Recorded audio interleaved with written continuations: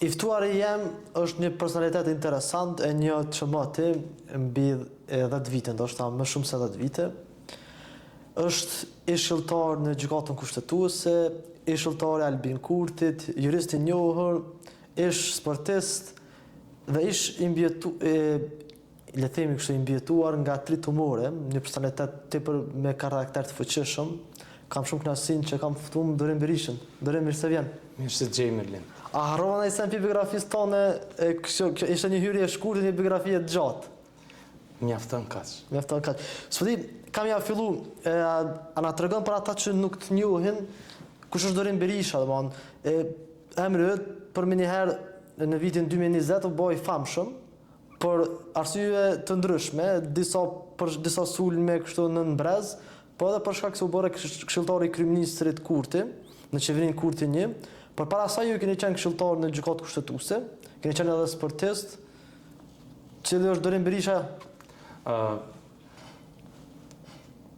Muj me thonë që jam i rritur në Prishtinë, edhe pse në këto 37 vite jetë kom jetu në shumë shtete për periudha më të gjata, po Prishtina është qyteti ku kom kalu kohën më të madhe të jetës, edhe këtu kom përfundu pjesën më të madhe dhe të shkollimit, edhe këtu kom shoqënin, këtu kom zhvillu aktivitetin, qoftë në strukturat e rinisë shkollore, gjatë shkollës fillore dhe të mesme, qoftë në sport, pastaj studimet në fakultetin juridik,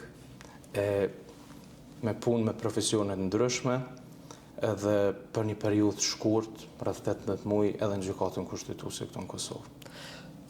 Shkurt, dorën zemër, 18 muaj nuk është diçka një periudhë gjatë kur e mendon që mund të jetojë njëri disa dekada, domethënë 7 dekada jete. Pse si shkove në gjykatën kushtetuese dhe pse e le gjykatën kushtetuese? Sikur se çdo njeri besoj në Kosovë për me pas një vend pune. Po edhe për shkak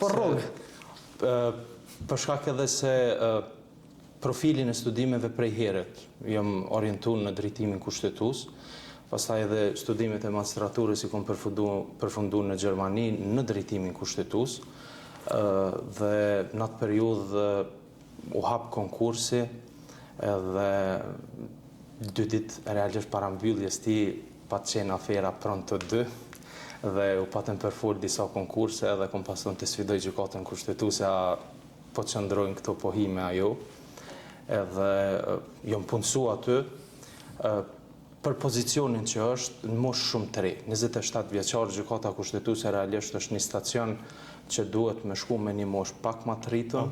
Nëse që është stacioni kulmor, pastaj mos diku po në pozitën e këshilltarit që realisht është bashkëpunëtori profesional që e përfundon pothuajse tërë punën në një vendim që gjykata e nxjerr, gjithmonë sipas instruksioneve dhe udhëzimeve të gjyqtarit raportues, jo sipas dëshirave personale, pra na kemi qenë në shërbim të tyre, ndërsa periudha në cilën rrihet në një gjykatë kushtetuese preferohet minimum 4 vite. Mirë po për shkak se e pash që mosha në cilën jam kërkon investim më shumë në veten, pa ta ndërprej marrëdhënien e punës, pa ta fitu një bursë për studime doktoratës në Gjermani prap, edhe kjo ka qenë arsyeja pse pa ta ndërprej, do thotë me qëllim që me investu në veten në mënyrë që hapi radhës që vjen me qenë shumë me më gjetë mu ma mirë se sa ka. Pastaj ke jetu disa vite në Gjermani. 8 vite. E jem mergjimtar që i kthy në kohën e Albin Kurtit. Nuk e di akoma merita në këtë pjesë. Nuk jam hala komplet. Hala komplet. Familja një pjesë po, unë jam në proces të kthimit, do thotë. Pse vendosëm mu kthy në Kosovë prej Gjermanisë, në shumica shqiptarë të Kosovës, ata që dëshirojnë me e ndrojnë Gjermaninë si destinacion. Dështa të një shqiptar atje që kishu ke punu në Düsseldorf, në komunën Düsseldorf, sa jam njohuri. Në kryeqytet, në kuadër të institucioneve të kryeqytetit. Edhe kthehesh këtu ku gabove? Nëse gabove. Kërkon nuk gabova, vetëm se qëndrimi në Gjermani ka qenë më i gjatë se sa që e kom planifikuar në fillim. Pra nuk kom shku për me qëndru atje, unë kom shku për me përfundu diçka, për me marrë diçka, edhe më kthy prapë në Kosovë. Ky ka qenë plani prej fillimit, mirë po rrethanat e jetës nuk dalin gjithmonë planet ashtu që na e mendojmë, Edhe kjo është realisht sekreti i jetës që të adoptohesh me çfarëdo që jeta të sjell. Dhe për ato arsye disa prej cilave vetë se i përmende, jam detyruar me qëndru ma gjatë në Gjermani, edhe e kom prit momentin e përshtatshëm për veten, për familjen që me marr hapin e ratës edhe më kthy. Zakonisht shqiptarët e Kosovës, ata që jetojnë në Gjermani, ankohen për një farë lloj depresioni kolektiv që ta jep një farë ankthi kështu, që ta jep Gjermania për shkak ndoshta të temperaturave të ulta, shiut të madh, shpesh ka pak kohë me diell në Gjermani.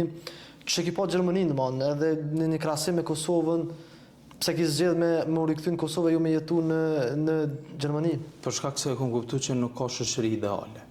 Kudo që je, problemet kanë me të ardhur, sfidat kanë me të ardhur. Natyra e tyre është e ngjashme, ambienti është i ndryshëm, por na jemi të njëjtit. Dhe përderisa e kom pa prej afër sistemin shëndetësor, që është larg ideales që përflitet, sistemin arsimor, me përjashtim arsimi universitar, pjesa tjetër larg ideales që përflitet, sistemi i drejtësisë absolutisht larg ideales që na e perceptojmë dhe realisht sa i përket sistemi i drejtësisë vetë pas luftës dytë botërore në Gjermani ka qenë një farë, një politikë shtetërore, është ndërtu miti i shtetit të së drejtës.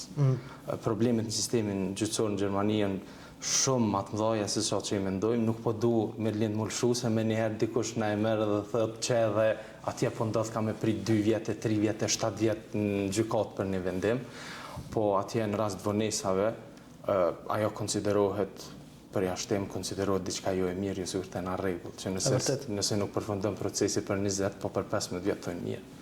Edhe kjo ka qenë, kom dashur që po procesi ka dinamikën e vet. Kom dashur që fëmijët e mi dhe du që fëmijët e mi mu rrit në kulturën tonë, traditën tonë,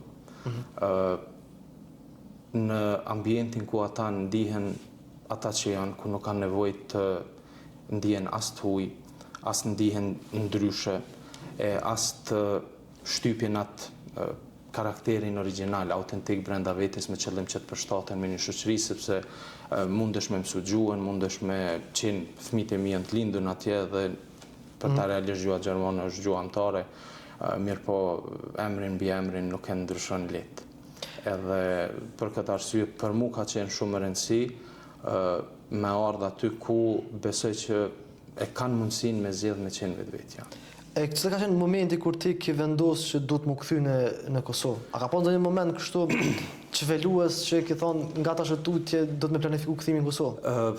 Ka pas, si të them, unë gjithmonë kom qenë vetëm në pritje të një rrethane të caktuar, do thotë, që të kthehna, momentin që i kom te kalu problemet shëndetësore,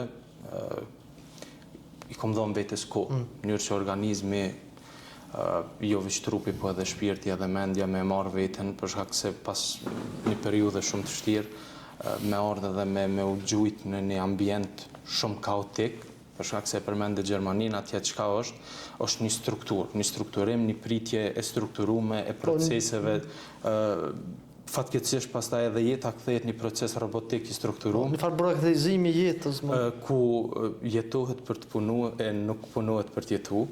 Edhe i kom dhënë vetes në këtë aspekt kohë, edhe momentet me thonë kanë qenë një seri e shkaqeve që atë bindjen, se na si prind gjithmonë kom thonë na jemi rritë në këtë ambient edhe ja dalim. Dim si të përballemi me sistemin që është këtu, dim si të përballemi me njerëzit.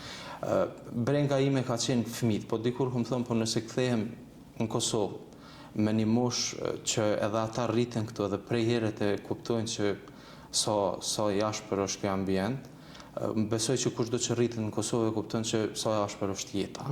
Edhe kudo që shkon pastaj ka me qenë ma lehtë se këtu. Nëse mund të shkurtimisht, nëse eventualisht ke ndonjë këshill ose mesazh për ata njerëz që ndrojnë shkumin në mërgim, që dojnë me ikë nga Kosova? Secili njeri, jo vetëm ndryshimin e vendbanimit të shtetit, po çdo vendim një duhet mirët të peshohet prej pyetjes se çka janë arsyet pse unë po shkoj me një vend tjetër.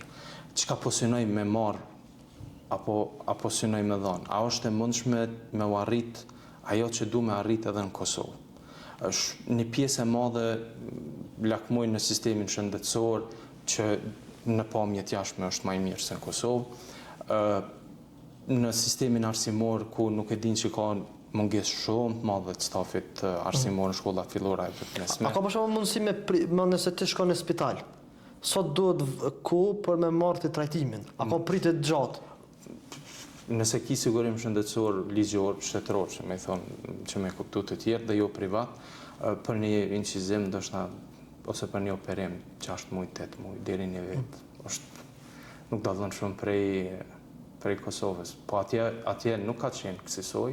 Kolapsi i sistemit shëndetësor ka ardhur për shkak politikave të gabuara shëndetësore, për shkak të vendimeve të gabuara që nuk janë mendu pasojat afatgjatë tyne, për shkak se edhe klasa politike në Gjermani nuk po flasë si për këta që i përcjellin në lajmet, po si studius i kësaj lamie, fatkeqësisht dominohet prej menaxherëve të krizave dhe jo prej politikanëve. Sepse një menaxher i krizave e te kalon një problem aktual, po i mendu pasojat e gjeneratave që vinë. Dërsa një politikan e merr vendimin dhe te kalon fundja edhe pagun çmimin, sado i dhimbshëm që është i gjeneratës aktuale, po nuk e bart barrën te këta. Shumica nëse shkojnë atje, le të pyesin cilat janë arsyet. Mos po kërkoj një diçka që këtu nuk e kom bo mundin me gjetë. Shumica këtu fokusohen veç në anët negative që janë. Nuk është kur gjo ma mirë në kuptim të ballafaqimit me jetën. Madje besoj që në proporcion me punën që bëhet në Kosovë, me nivelin e efikasitetit, pagesa është shumë më e mirë se atje. Se orari i punës është më i shkurt, ngarkesa, kontrolli, gjithçka është më i lehtë. Do thotë në fundit ambienti është familjar, afërsia sociale është shumë e domosdoshme për një jetë shëndetshme. Para se më rikthyti këto, pastaj u bore këshilltari i kryeministit Kurti qeverin një. Po. Pse pranove ftesën e zotrit Kurti, çfarë kanë qenë arsyet, edhe përmes çfarë ju keni qenë këshilltar pro bono, nuk keni pagu, me javë kthy shqip kështu se zakonisht tentojnë përmes këtyre fjalëve latine me një farë superioritet intelektual, jeni qenë këshilltar nga distanca i papaguar nga buxheti i Kosovës. Disa muaj para se të formohet qeveria në vitin 2020, bashkëpunëtorët e afërt të kryeministrit më kanë kontaktu, gjithë e din që nëse ka pas person që as nuk ka majtë shpresë kur në vetëvendosjen dhe kur nuk është pajtu me ato që ka proklamu vetëvendosja, kom qenë haptazi kom pas edhe ka qenë pak befasi për mu, për shkak se nuk do të kishin befasi këto parti tjera politike me cilët jom njoft prej kohës kur kom qenë kryetari i Këshillit Nxënësve të komunës Prishtinës dhe ku kemi pas një bashkëpunim me forumet rinore të tyne. Mirë po fusha e specializimit, cilën e kam, ka qenë e domosdoshme për të. Edhe kom refuzu për mujtë të tërë. Pastaj ndodhi koalicioni, edhe me datën 3 shkurt, nëse nuk gaboj, është votu qeveria, është zgjedh kryeministër, me datën 4 shkurt, 11 natës më ka telefonu. Edhe thot, kom nevojë për ty.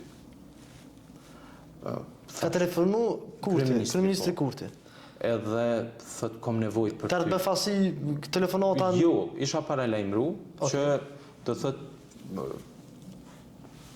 po dëshiron kryeministri edhe ai vetë me të ofru këtë, edhe tha, jo vetëm për ty, po për secilin që ka çka jep Kosovës. Edhe Mirlin të na njihemi, edhe këto ja kom thonë edhe ati ditën që e kanë nënshkru emrimin tim, e kom pyeta e din kënd jetu e emru. Një kundërshtar të vazhdueshëm të koncepteve mbi të cilat ndërtohet lëvizja vetëvendosje, për shkak se e kom ditë qysheret që janë mite të parealizueshme, populizëm tash që po i thoj. Dhe më ka thonë, unë e i di arsyet e mia, po nuk i kuptoj arsyet tua. Edhe ti e din që mu në vitin 2018 më ka ndru jetë vajza. Edhe kom pason që dhimbja e humbje saj nuk kompenzohet kur. Edhe çka do që bëj dhimbjen teme kur s'ka me t'i kalu. Mungesën e saj kur s'moj me e kompenzu. Mirë po... Për mjaftë shëru shikuesve, vajza juaj ka vdek... Në vitin 2018 në QKUK... Arsye, sepse unë e di arsyet... Për shkak të trajtimit të pandërgjeshëm dhe neglizhencës stafit shëndetësor. E di që ma ke thonë disa herë një fjali të një doktore që ju ka thonë... Pa dosh me përmend emrat e doktorën...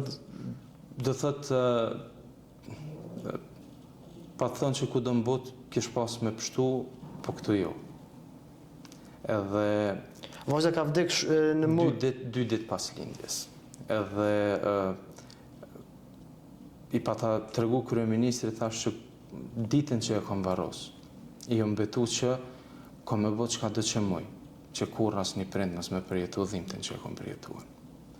Edhe kom thonë, arsyeja pse kom vendos me orë disa muj, se na nuk e dishim që për 4 muj po vjen qeveria, pse kom vendos pa pagesë, se kjo ishte qysh një person po pranën me punu për shtetin e ti pa pagesë. A je shqiptar? Të ta bo këtë pyetje në njerëz.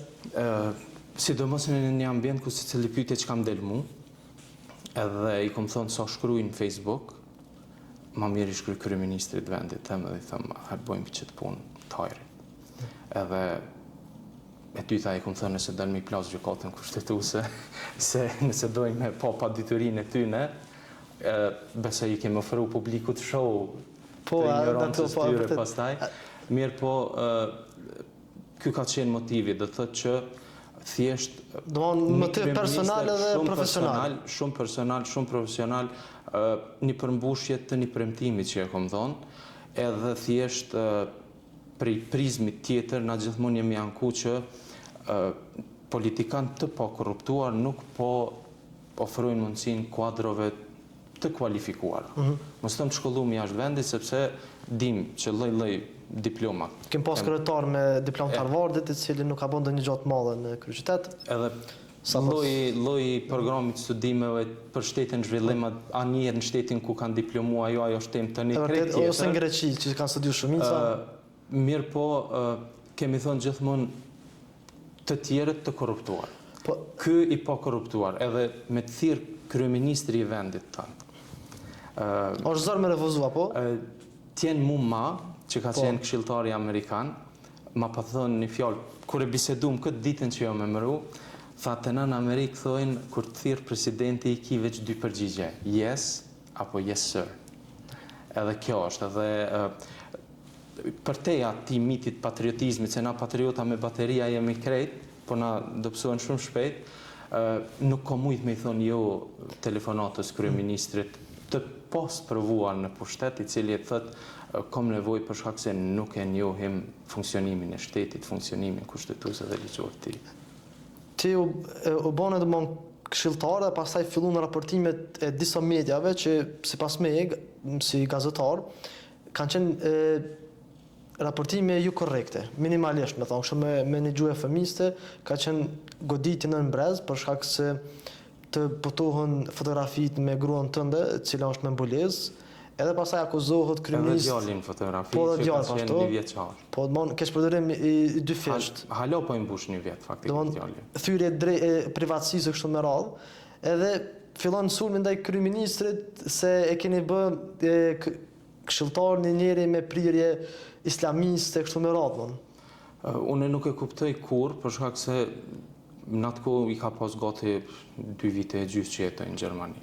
Të thot, i shkputën kom qenë për i Kosovës, ma voni kom kuptu se cilët kanë qenë personat, fatkeqësisht them personat që kam pas shumë dobi për me profesor universitar, edhe çka me thonë, na nuk kemi përgjegjës për gabimet e të tjerëve, njerëzit kanë me të gjyku ose me të para gjyku për i prizmit të interesit momental. Ata shefat e medjave që ju kanë qëndru këty në kampanja ose kanë nevojë me më kërku falje, kurse kanë bërë reklam falje, ose dhe në fund kam pagu për shërbimet e mia, qatë shumë sa që s'kishin pagu të kërkush tjetër, ka qenë kërkim falja më e mirë kjo. Veç edhe një pyetje për relacionet me kryeministrin Kurti. Në publik vazhdimisht është një farë, nuk e di është met as është, po le ta quajmë met, që zotëri Kurti nuk dëgjon. Që zotëri Kurti nuk i dëgjon këshillat. A është e vërtetë, në atë periudhën e shkurtër kohore, 60 ditë të bashkëpunimit, a ju kanë dëgjuar ndonjëherë zotëri Kurti? 2 herë nuk më kanë dëgju. 2 herë nuk më kanë dëgju. E çfarë ka ndodhur kur s'kan dëgju? I ka mos më dëgju veç mu për shkak se kanë qenë 2 herët e vetme ku ne 3 këshilltar ligjor që kemi qenë, nuk kemi qenë të njëjtit mendim dhe çka ka ndodhur gjykata. 3 jurista, 4 mendime, qysh? Jo, te na kanë qenë veç 2 mendime. Okej, ama 3 jurista. Po 3 jurista. Po rrezu ky pa rregull që është. Rrezu, përpoç në ato 2 raste, në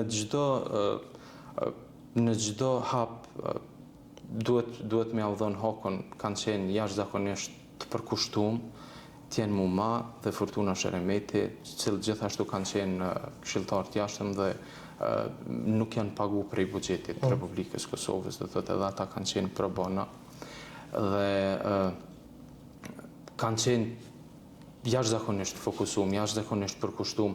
Mirë po, sigurisht që çështjet ligjore i shohim prej perspektivave të ndryshme dhe çështjet bëhet fjalë për ato ndalesat gjatë pandemisë. Po me udhëzimet administrative. Po me, do thotë, vendimi a lejohet, a nuk lejohet, a në zona, a në regione. Po, ish presidenti thotë që dërgohen në gjykatë kushtetuese. Do thotë që ajo është ditë edhe është në historinë e gjykatës kushtetuese janë ato 2 vendime ku gjykata ka vendosur në merita të kërkesës, sot kemi një çështje shumë urgjente, edhe është shpërnda kuvendi i cili nuk dihet mas pari se është konstituu.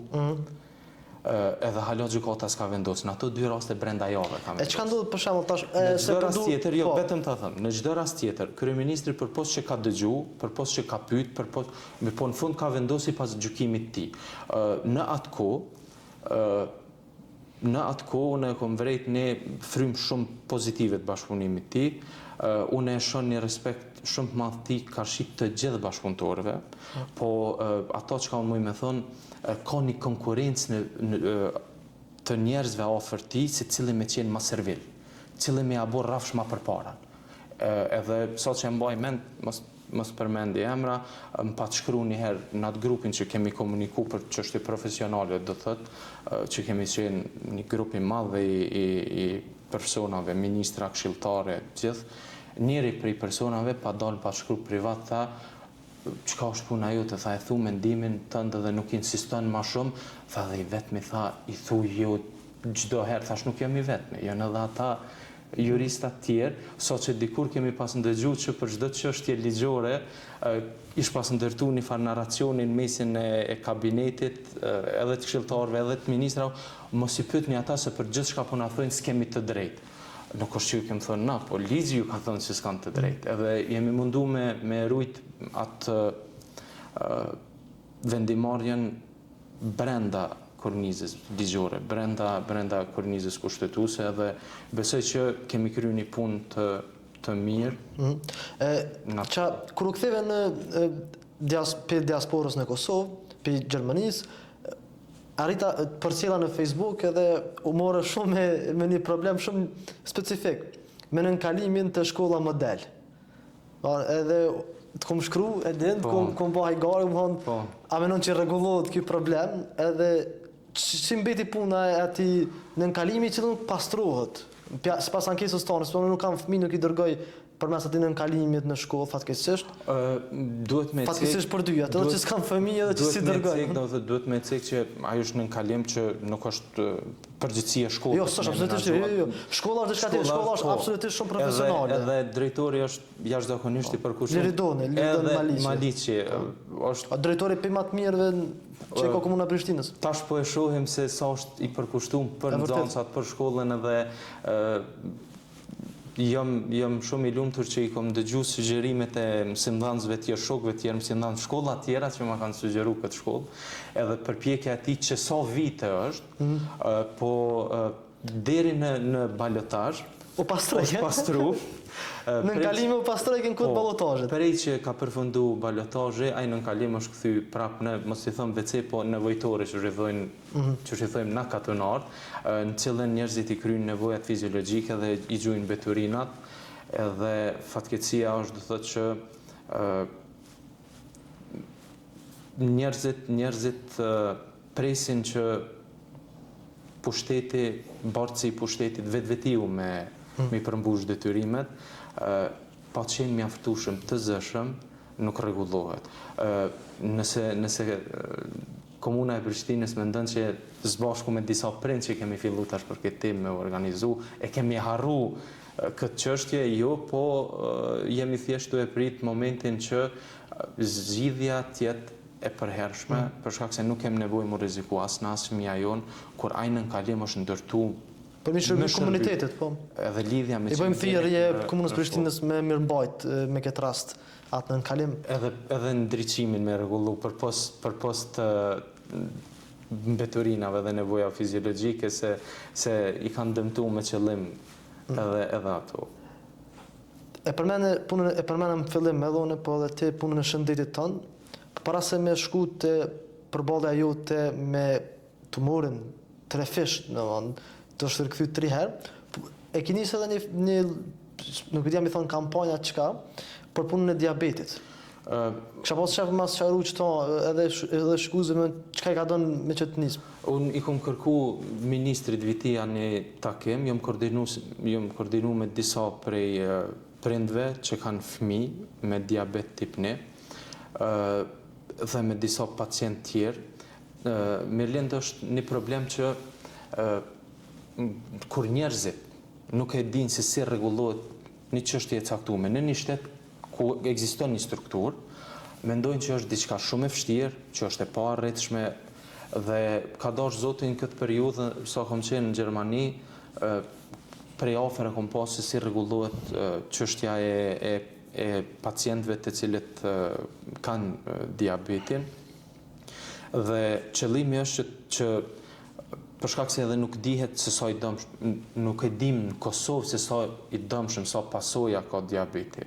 Zakonisht nuk bëhet problematik diabeti. Jo, këtu tek ne, unë besoj që mrena një periudhë shumë të shkurt kemi me u ballafaqu, sidomos për shkak të ushqimit jo shëndetshëm, lëvizjes të vogël të rritëmve dhe të fëmijëve, konsumit shumë të madh të sheqerit, edhe të yndyrnave dhe gjithçka që është e pashëndetshme, po njerëzit duhet me ditë që diabeti, sheqeri nuk ka menaxhim të 100% tij. Rolin që e ka pankreasi në stabilizimin e vlerave të glukozës në trup, asnjë aparaturë, lemo me ato injeksionet e insulinës nuk kryhet. Mirë po ekziston një mundësi që të menaxhohet në një nivel që se kur hypin ose bin vlerat e sheqerit, duhet me ditë që në të njëjtën kohë të gjitha organet e trupit janë të rrezikuara. Pra paralel e kem trunin, i kem syt, i kem mushkrit, e kem dëgjimin, edhe organet tjera vitale. Pra jemi një person me diabet është realisht në një gjendje të rrezikut permanent. Edhe sidomos nëse në mënyrë të vazhdueshme nuk menaxhohet. Për prindve me të cilët kemi fol, e kemi pa që stafi shëndetësor në Kosovë me apo pa qëllim, me apo pa vedi, e krijojnë përshtypjen që nuk e njohin, edhe nëse janë specialistë të lamis, nuk e njohin diabetin në nivelin që kërkon, pra ata japin pacienti në mënyrë paushale merr vlerat e insulinës, nuk ka trajnim, nuk ka edukim shëndetësor për pacient fillimisht, çështjet e ushqimit. Pra e para po dojmë me u kriju mbi të gjitha, në Gjermani ekziston programi shtetëror i pacientëve me diabet. Pra është një databazë shtetërore e cila në periudha çdo 3 muaj i përcjell vlerat e jo vetëm të diabetit, po të çështash të krejt pasqyrës shëndetësore të pacientëve, edhe është hapi i para jo. Hapi i dytë është që mos me pas më nevojë pacient të ankohen, trajtohen në mënyrë mekanike, me i shpu gishtat çdo 2 orë, çdo 1 orë, është shumë e mundimshme, se ishe se problemi është për shkak të vlerave të sheqerit, ato plakë që shkaktohen në gishta nuk shërohen shumë lehtë. Vërtet. Do thot, tjetra është që ekziston një mundësi për individin kostoja është shumë e madhe, po për shtetin nuk është kur gjë hiç ajo. Ekziston mënyra që tash përmes senzorëve dhe pompave të caktuara, përmes inteligjencës artificiale, ka që shumë vite që në mënyrë automatike, dikun 80 deri 90% menaxhohet në mënyrë automatike përmes saj. Edhe përmes asaj pumpe dhe atij senzorit, edhe qëllimi jonë është që të kërkojmë prej ministrisë. Shiko mirë Lind, na kemi bisedu shpesh. Te na në Kosovë ekziston ai parimi që veç me identifiku një problem, edhe me janis me vajtu 3 ditë edhe mas 3 ditë hajde kalojmë vajtojmë. Ka qenë në kalimit, tash prej në kalimit po dalim te zebrat, te semafori. Kjo çështje nuk është rregullu hala. Jo, edhe le që nuk është rregullu, po nuk bëjmë përpjekje kur të gjithë personat që janë të prekun si në aspektin negativ aktualisht, dhe se nga zgjedhja që krijohet, që në mënyrë të organizuar të vijmë me propozime konkrete. T'i kërkojmë shtetit që kjo është ajo që na nevojitet. Na presim që shteti vetë i rregullon gjanat. Shoku im i ngushtë, Korab Hoxha, është punon në sferën e inteligjencës artificiale dhe është njohur si shqiptar mas mira Muratit, më thonë pe më të mirëve. Është një tjetër, po s'po do m'ja përmend emrin, Arta Edin, i ka shkruar koment. Në rregull. Mirë po, e kam për satirë, mos e kena satirizuar shumë atë koment në Artën. Në fillim kur filloi chat GPT, mos i them GDP. Po si vëm blushe. E pa të përmend një shembull. Tha njerëzit presin që sa po ta hapin me ditë përgjigjen se çka kitin mendje. Po realisht duhet me i kërku në mënyrë specifike diçka që të përgjigjet në mënyrë specifike. Dhe për këtë arsye edhe shtetit duhet me i kërku zgjidhje specifike për probleme specifike. Dhe nuk pres që kjo çështje as prind as pacient që janë të përfshirë që të zgjidhet brenda pak ditëve, është proces tash edhe me formimin institucional, po synimi jonë është që brenda një periudhe të arsyeshme të krijohet kjo zgjidhje, edhe besoj që nuk e di apo dëgjoj që kjo fishëllim në emision është një problem me parkingje në Prishtinë, që vazhdimisht domon dikush ja ze vendaljen në kire të parkuara, pastaj fishllon kështu domon tërkohën, po shpresoj që ndalet. Nëse kjo veç kështu këtë jashtë emisionit, unë e di domon pak a shumë ato që ju keni kalu gjatë kohës, sa keni qenë një smur me tumor. Çka që na e ndjenën kur e kemi marrë lajmin që keni tumor? Me Lind, ti i den rrethonat pak a shumë për hir të privatësisë, nuk më me jo temën, po persona të tjerë, familjarëve të tjerë. Po ka qenë brenda një periudhe dikon 3 javë jemi diagnostifiku me tumore dhe për shkak të aspekteve të financiare të trajtimit e tjera që shkojnë, jam detyruar se në atë kohë isha me vizë studentore për shkak studimeve doktoratës edhe nuk kisha një sigurim shëndetësor të nivelit çfarë kërkohet për mbulimin e tërësishëm të aspekteve shëndetësore. Edhe një vit nuk i kom tregu askujt, do thotë unë kom marrë një vit smundjen pa trajtim, pa i tregu askujt, edhe jam operu për herë të parë pas një viti. Deri në ditën kur kom dalë për operacionit, ka qenë si lloj mpirje, kështu që se kom ditë realisht në për çka jam tu kalu. Mi ka qelë syt periudha kur jam kthy në shtëpi dhe djali 2 vjeç e gjys në atë kohë, kur çojke kërkojke me u çu, me lujt, me ngrit, me lujt me ta. E ti ke qenë në regjim shtrati? Kom qenë 5 javë në regjim shtrati, nuk kom mujt me lëviz, përpos deri në banjo edhe prap, për shkak komplikimeve brenda në organizëm si shkak i operacionit. Edhe aty ka qenë momenti kur e kom kuptu se fëmit i kom pa në Kosovë sa herë vi, se Nile den është shumë i kujdesshëm në lodrat e tij. Këtu i shoh fëmit i kanë lodrat e dëmtuara shumë. Edhe kjo më ka jep mësimin e parë të asaj se fëmit kur kërkojnë lodra, realisht e kërkojnë vëmendjen tonë. Edhe na ndoshta ja u blem që me pushuaj aty, me u qetësu. Kur shkojnë në shtëpi, na nuk kalojmë kohë me ta, nuk e marrin kohën tonë, vëmendjen tonë edhe prej mërzis që unë e kërkova lodrën po për me lujt me ty, jo me qëndru vetëm. Kjo është edhe veç me bo kështu një ndërlidhje, këto farë qendrat rekreative për fëmijë me ato lodrat, me trampolina, bohen që me hjek fëmijën qafe, hajde pim na kafe. Në perëndim ato janë të mëdhaja, në mënyrë që prind dhe fëmijët me kalu kohë bashkë. Komplet. E pastaj u bën operacion. Aty e kom kuptu që sa e vlefshme është koha që ja kushtojmë dikuj, edhe aty kom fillu mandej, se shpesh herë gjatë atyre 2 vite e gjys, sa ka qenë Nile i vogël, shpesh herë persona o tjerë ja u kom dhonë kohën që realisht do t'i shdasht ati. Ndoshta punës i kom dhonë kohë ma shumë se sa ati. Edhe aty ka qenë mësimi i parë që koha është gjë e ma e vlefshme që i japim dikujt edhe prioriteti numër 1 është familja. Pastaj u riktheve në shtëpi, fillove procesi i rikuperimit, edhe pastaj të rikthehet sërish. Ka qenë do thotë tumore në një organ tjetër. Po.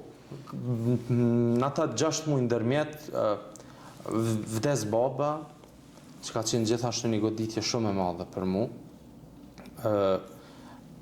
Kthehna prej varrimit, infektona me Covid, tash paramendoje gjendja em shëndetësore edhe një 4 javë tjera, edhe 2 muaj mrapa ndërhyrja e dytë, nuk e kom marrë shumë tragjike. Herën e dytë? Herën e dytë. E herën e parë, a kem përjetu si tragjike? Thash, kur jom kthy në shtëpi, edhe çështja e kohës, se e shisha djalin, gjatë asaj kohe mirëlind, 90% njerëzve që në kohën kur kom qenë në për institucione, në për pozita, në për...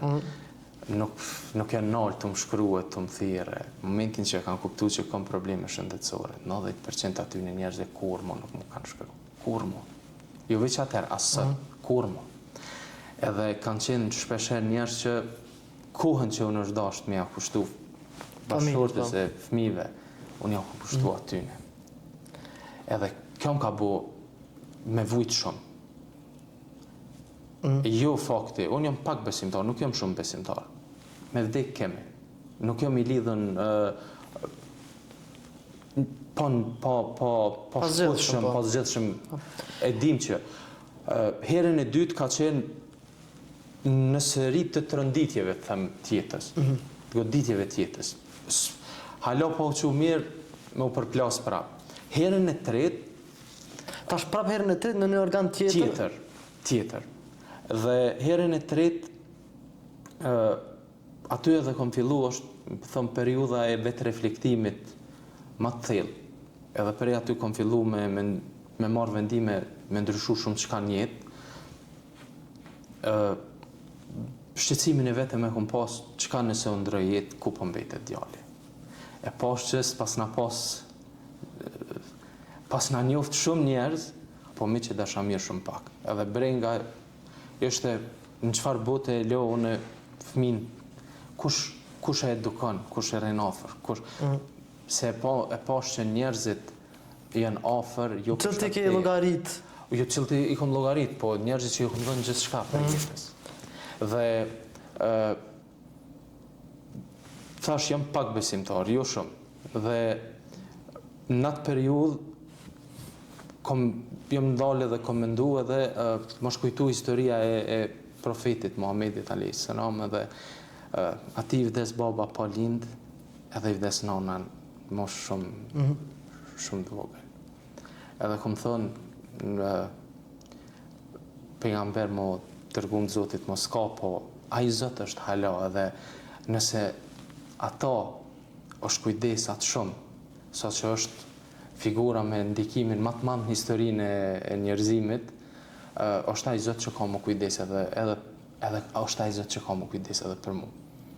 Edhe kom fillu me kultivu me prioritet raportin tem me Zotin, me ndërtu prej një prizmi tjetër, tu fokusu të aspektet pozitive, të të mira që i kom pasën jetë, tu mos e mendu shumë të këqijat, tu e falenderu shumë për ato që kom pas edhe që kom, edhe tu i lyp specifikisht që ka du prej jetës.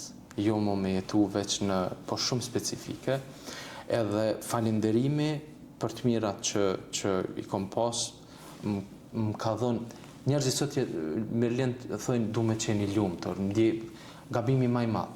Lumturia, sikurse mërzia është emocion që gjeneron hormone në kozgjatje prej 90 sekonda, edhe përfundon. Po mendimet tona, tu e mendu gjithmonë të njëjtën, e rigjenerojmë gjithmonë të njëjtin emocion. Edhe njëherë jemi ndi mirë. Edhe më ka dhënë paqe.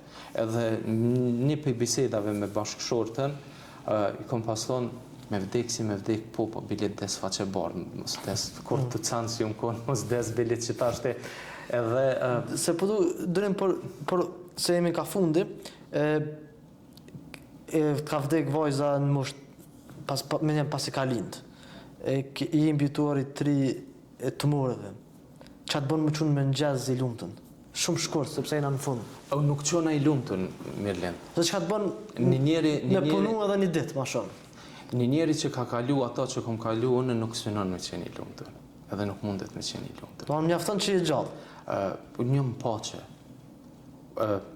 Na thojmë me qeni përmbushën. Me qeni përmbushën në kupton që mi pranu dhimt, mërzit, mungesat e jetës. Pra përmbushja është kur e pranën që kjo është jeta. Me të mirat e të këqijat? Kjo është. Edhe na, jemi këta që jemi me të mirat dhe këqijat tona. Mangësit, dopsit tona. Ajo që mu më bën me u zgju çdo mëngjes është thjesht fakti që jam zgju në kupton që plani i Zotit me mu dhe për mu s'ka marrë fund. Edhe një ditë? Edhe një ditë.